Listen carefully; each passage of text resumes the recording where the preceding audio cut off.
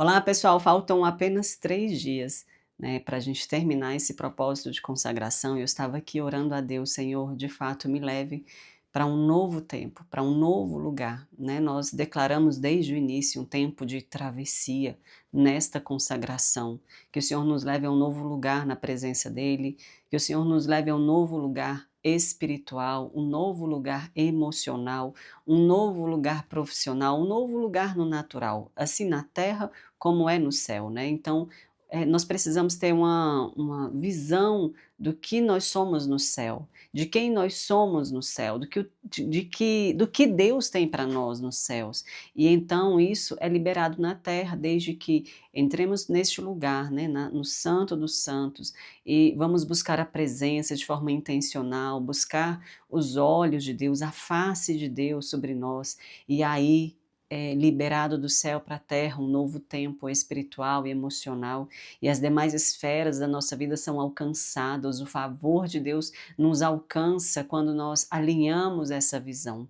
Amém? E hoje eu quero falar com você sobre a soberania de Cristo, porque de tudo isso que nós temos falado, né, de identidade, né, de chamar a atenção de Jesus, das sementes plantadas, da obediência, da rendição, tudo isso nós falamos aqui no decorrer desses 40 dias que já estão acabando. Então eu quero compartilhar com você, e assim, de todas as palavras eu sempre compartilho sobre a soberania, sobre o poder de Cristo, mas hoje nós vamos pegar um versículo, 2 versículos aqui, e vamos caminhar nele, amém? Sobre isso, que está lá em Colossenses capítulo 1, versículo 15. Ele é a imagem do Deus invisível, o primogênito de toda a criação, pois nele foram criadas todas as coisas nos céus e na terra, as visíveis e as invisíveis, sejam tronos ou soberanias, poderes ou autoridades. Todas as coisas foram criadas por ele e para ele. Ele é antes de todas as coisas e nele tudo subsiste. Ele é a cabeça do corpo que é a igreja. É o princípio e o primogênito dentre os mortos, para que em tudo tenha a supremacia. E isso foi do agrado de Deus, que nele habitasse toda a plenitude. Então foi do agrado de Deus que viesse a habitar em Jesus toda a plenitude, estabelecendo a paz pelo seu sangue derramado na cruz. Deus, esta é a tua palavra. E nós cremos na tua palavra. Nós estamos aqui porque nós cremos que a tua palavra ela é digna de confiança. Que o Senhor é digno de toda a adoração e de toda a rendição. E que só o Senhor pode transformar nossa história, nossa vida, nossa família, nossa linhagem, nossa geração, a nossa nação. E por isso nós viemos aqui, Senhor, nos render mais um momento aos teus pés, enaltecendo o teu nome e o teu senhorio sobre as nossas vidas. Em nome de Jesus, alcança cada um com esta verdade. Amém? Você recebe aí? Ele é a imagem do Deus invisível e ele foi criado antes de todas as coisas. Nele foram criadas todas as coisas. E eu quero enfatizar aqui com você um pouco essa parte aqui, ó. Todas as coisas no céu e na terra, as visíveis e as invisíveis, sejam tronos, soberanias, poderes, autoridades. Todas essas coisas foram criadas por ele e para ele. E aqui está o tema da mensagem que eu quero compartilhar com você de uma forma mais enfática. A soberania de Cristo, mas adentrando a algo mais específico e intencional aqui, que é o que eu estava sendo ministrada mais cedo, de compartilhar com vocês sobre a autoridade espiritual, sobre a nossa autoridade espiritual. Né? Eu poderia compartilhar vários versículos, mas eu estava procurando e achei esse, falei sobre isso. Porque para nós termos autoridade espiritual, nós precisamos estar enraizados neste lugar. Nós precisamos ter essa verdade impressa no nosso espírito e na nossa vida. Né? Então, nele estão todas as soberanias, tronos, poderes, autoridades, todas as coisas. E nisso eu quero te esclarecer que também os demônios. Satanás está sujeito ao poder de Deus. Não há uma briga, não está acontecendo, sabe, uma briga que você fica, ai, nossa, o diabo está ganhando essa luta na minha vida. Nossa, Deus está perdendo essa luta para o diabo. Nossa, Deus está perdendo essa luta para o diabo aqui no Brasil, nas nações, nas famílias. Deus não está em disputa com o diabo. Sabe quem está em disputa? A mente, o coração. Né? Nós precisamos guardar o nosso coração, pois dele procedem as fontes da vida. E aí, guardar o coração, guardar a mente, guardar os pensamentos, porque é aí que as pessoas caem, que as famílias caem, né? Que a nação cai. Por meio dos seus pensamentos não renovados, os pensamentos enfraquecidos. E então, eu quero deixar essa verdade bem clara aqui para você, que Deus não está disputando. O diabo, né, Satanás, ele tem ele está todo sujeito ao senhorio de Cristo. Sabe quando, lá no livro de Jó, aposto que você conhece toda a história de Jó, quando ele vai, né, ele vai falar com Deus, ou seja, ele vai na presença de Deus. Ele vai, porque existe um tribunal. E ele é o acusador. O diabo é esse, o acusador, aquele que se levanta contra. Né? Então ele não é capaz de fazer nada contra você, contra mim, se nós não dermos uma brecha, se nós não dermos um espaço. O trabalho de Satanás, ele é trazer setas, trazer enganos, né, trazer investidas. Então a pessoa cai, se ela quiser ou não. E aí o trabalho dele é o quê? Acusar. Olha Deus. E é o que ele foi lá fazer com Jó. Né? E Deus fala, olha como o meu filho Jó, né? E tá ali o diabo fala, não, mas eu posso tentar? Porque o trabalho dele é tentar. É tentar as pessoas, tentar fazer com que as pessoas caiam, assim como ele tentou Jesus, para que Jesus negociasse com ele. E assim o trabalho dele é tentar negociar com as pessoas enquanto elas estão com as emoções enfraquecidas, quando elas estão com o seu espiritual enfraquecido, quando elas estão cheias de dores não curadas, de feridas não fechadas, né? Elas estão ali com o seu emocional fraco, abalado. Então essa é a hora que ele vai usar para tentar. E quando ele consegue, ele se levanta para acusar. Olha isso. Então nós tiramos o dedo acusador de Satanás quando nós fechamos as nossas brechas e paramos de ter pendências espirituais. Quando nós paramos de deixar rastros, né, do pecado, da desobediência. Então, no mais, ele não tem nenhum controle, ele não tem nenhum poder sobre a nossa vida, ele não tem nenhum poder sobre Deus. Deus governa, deixa eu te contar, Deus governa céu e inferno. Ele tem as chaves do inferno. Jesus, ele foi lá no Hades e pegou a chave do inferno. Então, Deus manda na coisa toda. E é isso que eu quero te trazer nessa palavra. Ele é antes de todas as coisas. Olha isso, as visíveis, as invisíveis, sejam tronos ou soberanias, poderes ou autoridades. Então você não precisa ter medo de Satanás. Você precisa de ter medo da sua fraqueza espiritual, da sua fraqueza emocional. Você precisa se fortalecer nisso. Você não precisa ter medo, porque se você está sujeita a Deus, está submissa e submisso a Deus, então Satanás não tem poder contra você.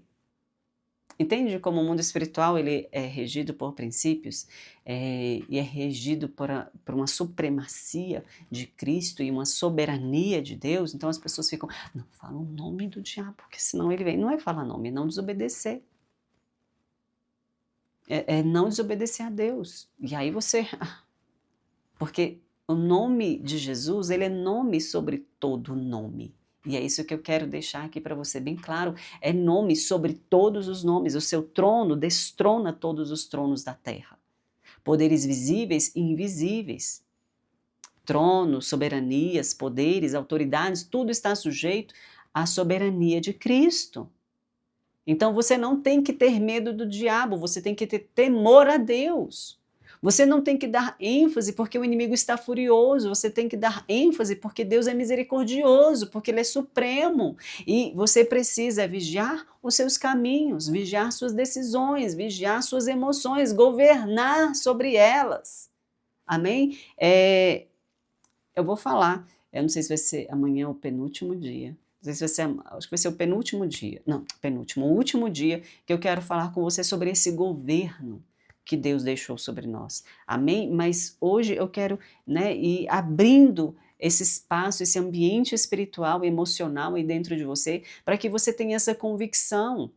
Eu falei sobre a identidade, sobre a paternidade ali de Deus, como é importante a gente ter esse tripé, né, bem estabelecido, né, a paternidade, a identidade e a autoridade. E com isso nós subimos ali nas regiões celestiais e assentamos com Cristo e dali vencemos as nossas batalhas. Mas só que isso aqui precisa ficar bem claro. Deus, Jesus, não está disputando o poder com Satanás. Ao contrário, Satanás está sujeito ao senhorio de Cristo, está sujeito ao poder, à soberania de Cristo, de Deus.